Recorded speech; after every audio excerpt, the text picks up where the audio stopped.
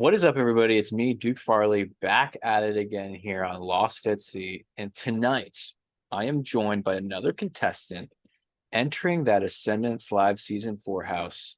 I'm here with Kris. Kris, what's going on? How are you? What's up? Thank you so much for having me. It's an honor. I'm doing well. How are you doing? I am also doing well. Not many people ask me that, but when they do, I really appreciate it.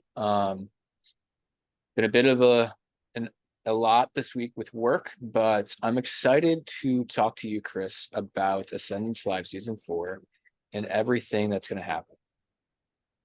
Yeah, likewise. I'm excited to talk about it more as well. Fire away. Let's get into it. Let's get right into it. The first question I have for you, Kris, is pretty broad, and you can go anywhere with this. My first question is, if you had the opportunity to go anywhere in the world, where would you go and why? Ooh, that's that's both easy and difficult to answer. Easy because I do have some places in mind. Difficult Okay. because I don't know which one to pick. Um, but I will say, okay, you're asking specifically about a place that I want to go to right now, right? Yeah. Um, I I've Anywhere. always wanted, yeah, I've always wanted to go to Machu Picchu. I don't know why, but something about it just feels very surreal, very breathtaking. The views are, needless to say, very, very extraordinary, very nice. I used to, well, back in the good old days, I used to enjoy hiking, and so that would be like like a traveler or a backpacker or like a hiker's dream of like going to. And I've always wanted to like visit that. And even up to now, it still hasn't changed. I've always wanted to like travel there someday. And yeah, hopefully I actually do. Hopefully you actually do. And you are speaking my language, Kris, because I am a big hiker, love hiking. Just got back from a trip in Arizona and did a lot of hiking Ooh, out there. Um, so I think that's a great place to go visit. nice, nice. You get it. I get it. I get it.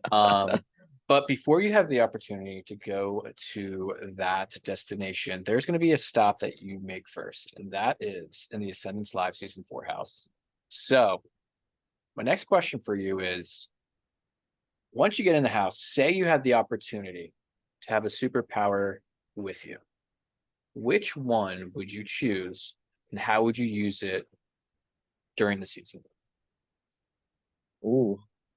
And there's no like limitation or anything like that, right? There is absolutely no limitations with this question, so go wherever you want. uh I'll probably speak from the heart here. I've been a huge fan of the Scarlet Witch, and so Okay. I would love to have that chaos magic with me. And like that's pretty much like my personality. Like even like with playing games, like I do love a little bit of chaos. And something about Scarlet Witch's power specifically, where she can really cast like illusions and kind of like make you be controlled by her. That's something that I would want to actually have and like use against people. Imagine if I can control everybody to just like, yep, let me win. You know, get yourself voted out. But yeah, no, That'd be that would be crazy. very, yeah, that would be really cool. It's like chaos magic, reality manipulation, shit like that. Yeah, because like I just feel like any other power would just be like, sure, but how's that gonna really make you win? Yeah. It seems like that power could make for a very boring season, though, because if you're just telling everybody to vote themselves out, it could be a cakewalk. I mean, yeah, like I can Great easily choice, though. just, yeah, I mean, I can easily just like change reality and like not even have a season where it's just like, okay, this will be gone in one round. I'm gonna win, but I'm not that type of person.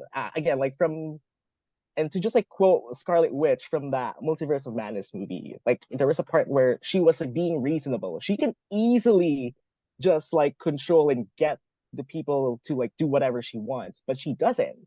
She still has like some sort of like principles and morals and ethics to follow. And I'm kind of like the same way. I'm not the type of person to just be very heartless. And I can, if I wanted to, I can easily just, if I have that magic, I can easily just make it an easy win. But no, I'm actually gonna make myself and make everybody else work hard for it too. So Well, Chris, I'm glad that you won't abuse the power if you were to have it this season. But um, obviously, I don't think you do have it, but we will see as soon as the season begins. Speaking of the season, we're talking about the theme now. Dueling duos. You're going in with a duo partner. And right. my next question is stemmed from that.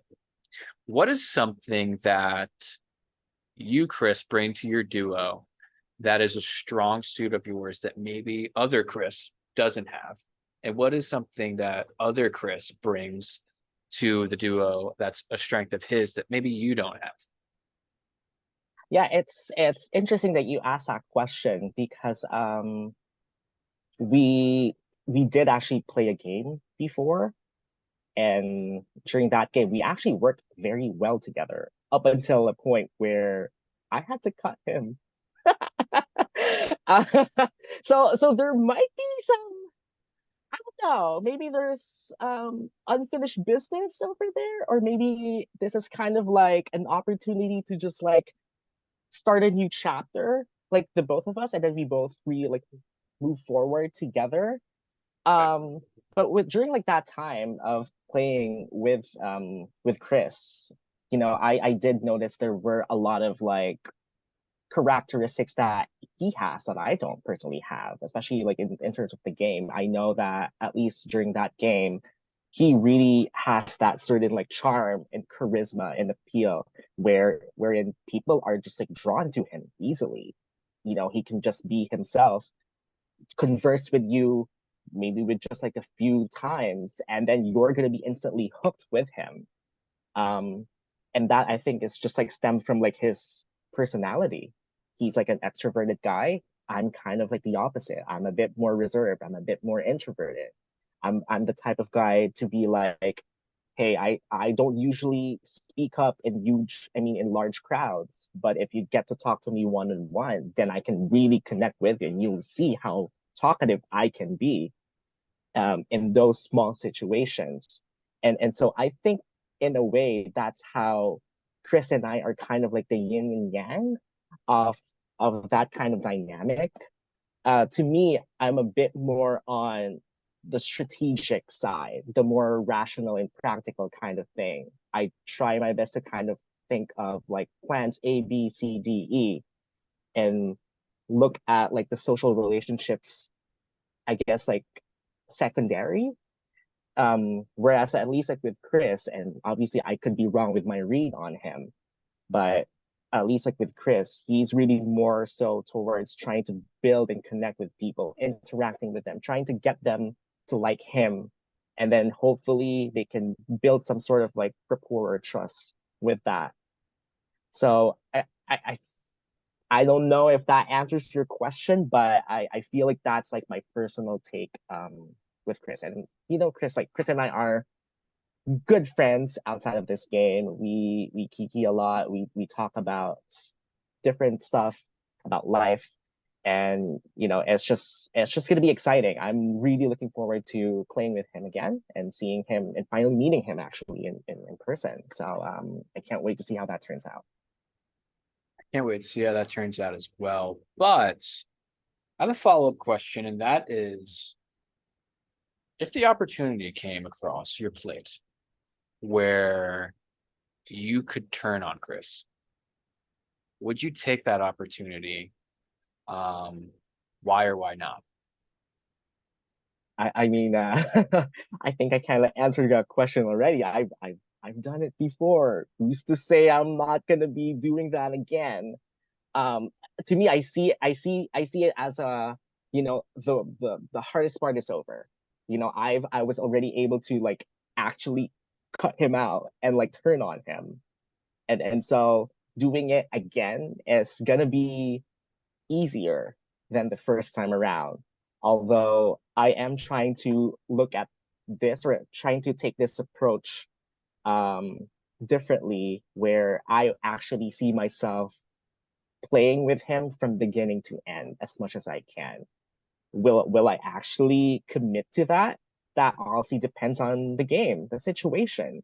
If my back's against the wall, and this is the only way for me to further my game, if it's best for my own game, then fuck yeah, then I'm gonna cut him.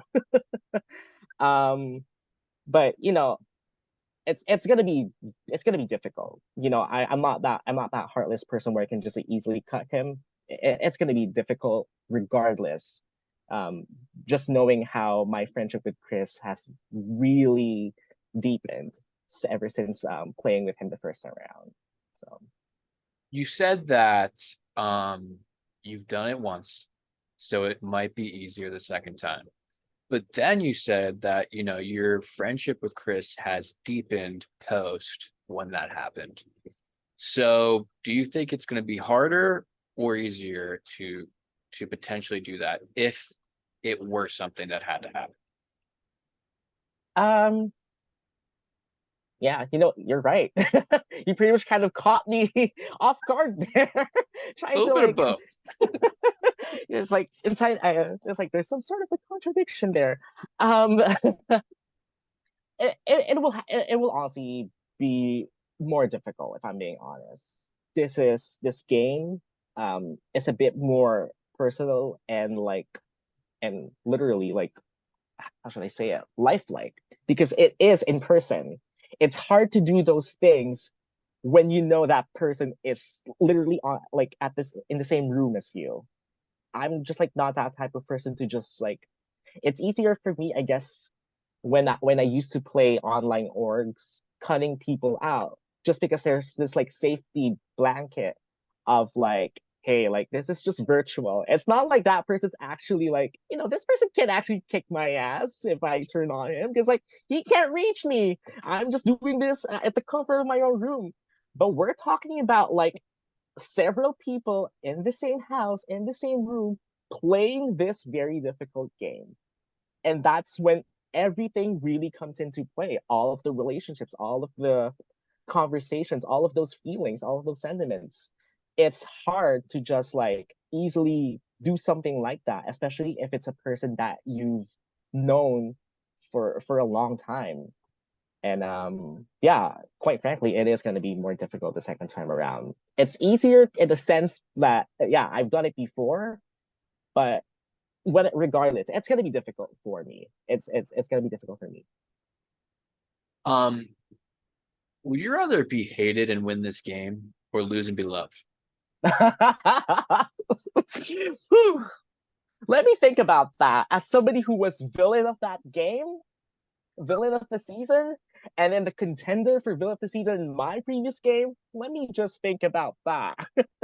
um, no, I'm always like the type of person to really love the people that I play with.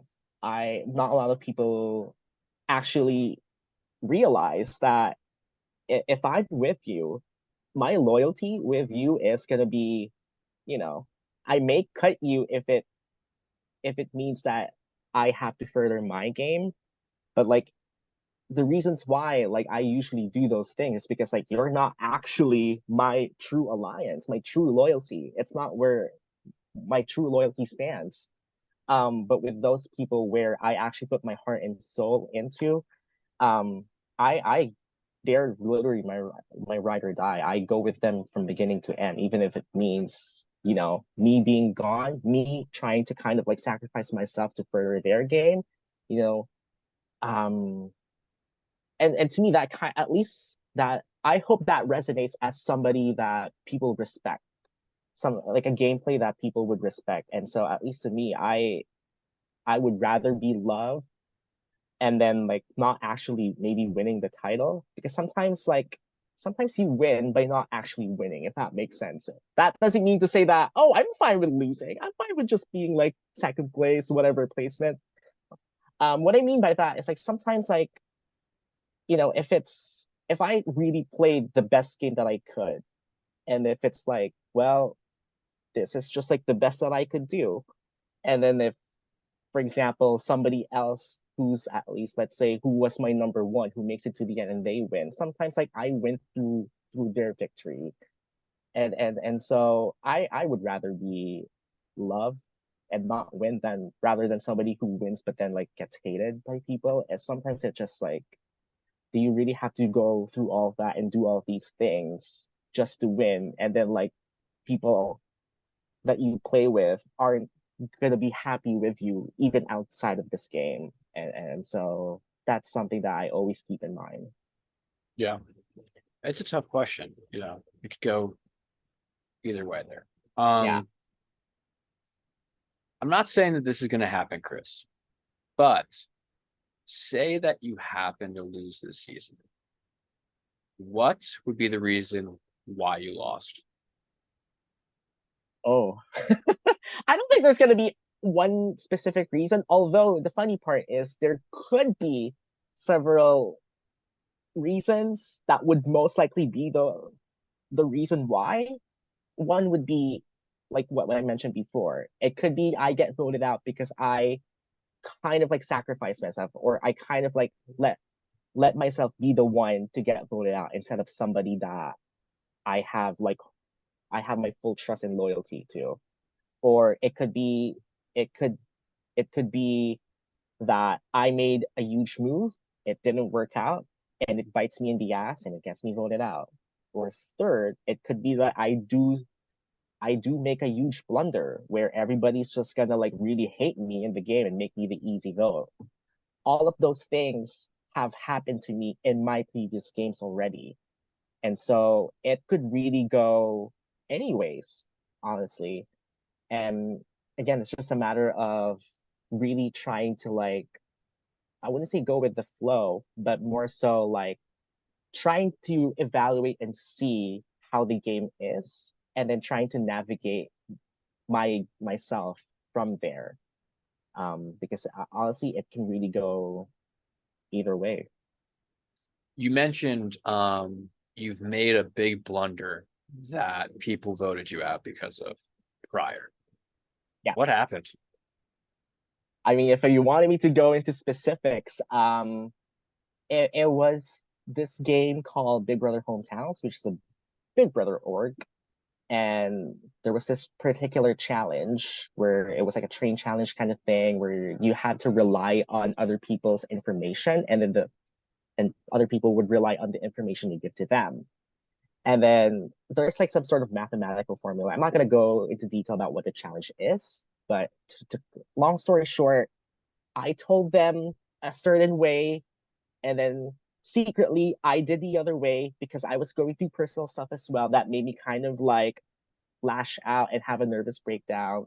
And then obviously, even though they kind of understood that I was going through something, obviously it kind of translates to them as like, well, you went back on your word, you didn't live up to what you promised, and that's why people easily voted me out. And I won train wreck of the season. Literally, there was an award called train wreck of the season.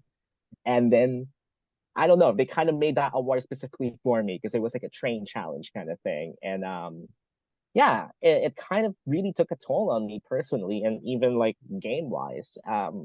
It came to the point where I actually retired from playing games for a bit until obviously there were other people who supported me and talked me into like playing games. And um yeah, so that's pretty much what happened. But at least like now, like the more that I play these games, like obviously there are lessons and things that you take away from each one of those experiences. And sometimes, yeah, sometimes you really just make mistakes. Sometimes it's not your day. Sometimes it is your day.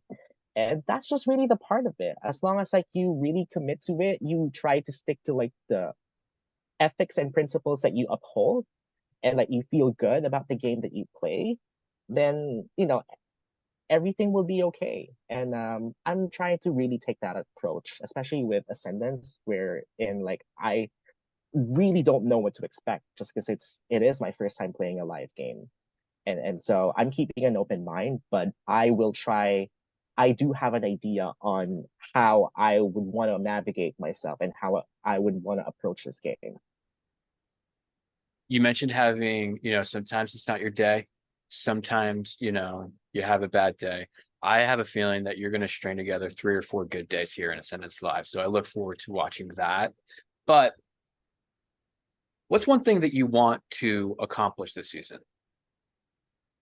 Well, for starters, not be the first boot. Not be the first boot. I Somebody's mean, got to be.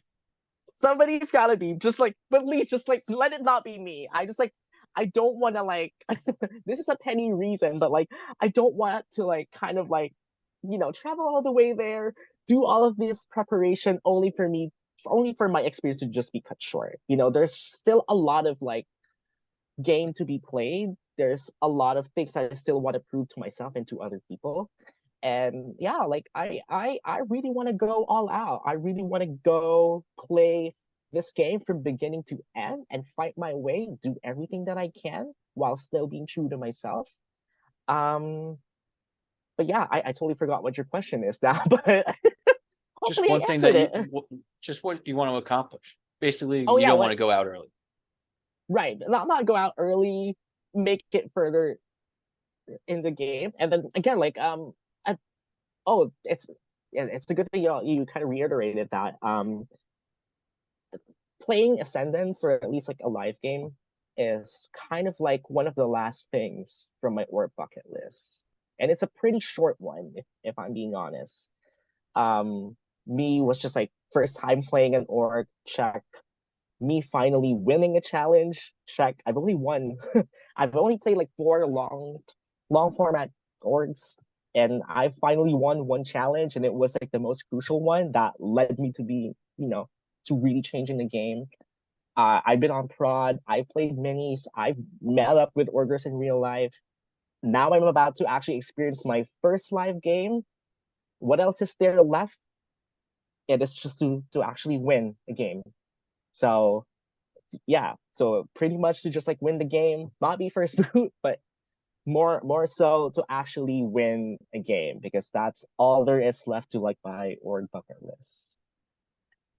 Well, Chris, I have a feeling that you might check that off this season. But before we conclude this preseason interview, I wanted to ask you, is there anything else that you want to talk about before we conclude it?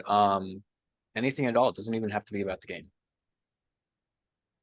Um, if I'm being honest, like in terms of the preparation, like well, first off, I don't even know how to prepare myself because I don't know what to expect. Second, yeah, there's just like a lot to just really take in. Like I feel like I'm playing catch up in terms of like my personal life and this. Just because there's still a lot of things going on. I literally just flew back to Toronto from LA. I just went on a trip and now I'm gonna be flying to uh to the location later this week. And I'm working in between and then like on top of like really running like I have like a passion project that's going on with like Funko Pops and shit like that. But um I don't know what to expect. And then like so maybe it might bite me in the ass for really like stretching myself too thin with all of the stuff that's happening to me. But also at the same time, like I'm trying to embrace this and approach this as, hey, this is a huge opportunity. Like not everybody gets cast for Ascendance. This is something that I've watched and have seen for a while. I've witnessed a lot of great people flourish in this game. Lots of like household names in the community, and like for me to be part of that family, to be part of that community and that history, that's a huge deal. And I will really just try my best to like make the most of it, to just like embrace everything. Maybe try my best to really get myself to get my head in the game, to just concentrate and try to just really win and finally tick that off my bucket list. But at the end of the day, I would want to just like really have like a very memorable, amazing experience because that's the reason why I play these orgs in the first place. It's really just like pushing myself to the limit, experiencing a lot of new things, forming a lot of like those bonds and friendships with people, even outside of the game. And yeah, to just like honestly like really have fun. Well, Chris, I'm sure you're going to have a lot of fun this season, and I'm sure that the experience will be everything that you're looking for and more. So I look forward to watching yourself and Chris play this season, and I wish you nothing but the best. And I appreciate you for doing the preseason interview. Thank you. Yeah, no, thank you so much for having me. It's an honor. Yeah, hopefully Chris Square takes it to the, takes it all the way.